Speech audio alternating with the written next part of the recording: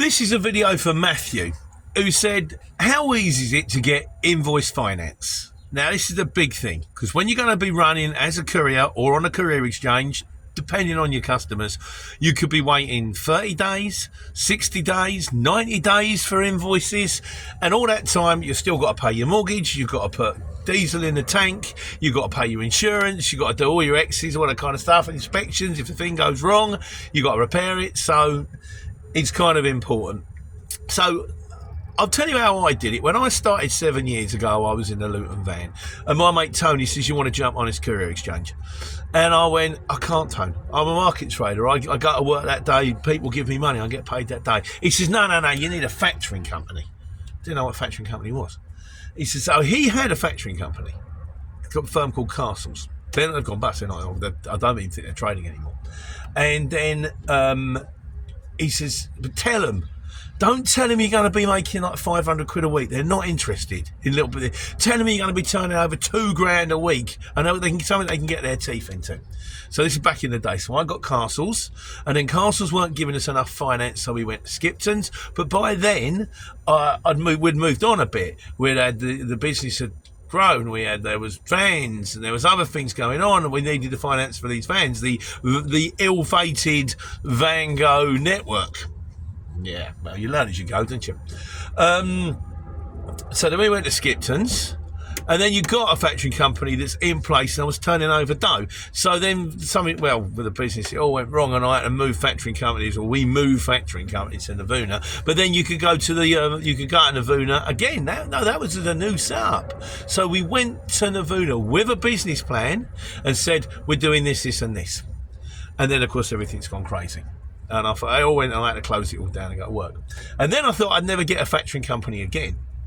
I'm thinking that's me done. And then the CX said, we're going to be doing factoring. I thought, that's all right. I mean, is that available to me? And they went, yeah. I went, oh, lovely. So that got me thinking. And then while I'm driving along, a firm rang me up. How are you getting on with Navuna? I said, I'll tell you the truth, lads. It all went terribly wrong. And as a result of which, I don't think anyone's ever going to touch me again. And the bloke said, yeah, we've had a lot of that during COVID. Okay. And as a result of which, I've now got another factoring company. With a firm called E-Capital. And they're a weird factoring company, but it really suits me in the fact that they don't want to factor all of my invoices. They only want to factor the invoices to my major customers. So they're not interested in all the bitty CX stuff. But if it's a CX customer that I do a lot of regular work for, then they're fine with it. So I've got about 10, 20 customers that I factor through them, and the rest of the work I run myself, which means I'm only factoring half the work, or about a third of it actually, because half of it I just pay me directly anyway, which means I'm only paying a third of the charges. As factoring companies are down. So answering the question, how easy to get a factoring company? I don't know. The two things you've got to bear in mind though, firstly, you want if you're running on the exchange and it really counts, you want a factoring company that's going to factor all of the invoices from the exchange. I believe Lloyd's do it. I think Skipton's do it. When you approach them, like I say, you might want to hit the upper end of the scale of what you think you're going to be doing. You want to give them a positive. This is it, and I'm going to build it, and I'm going to go somewhere. That could be the way forward.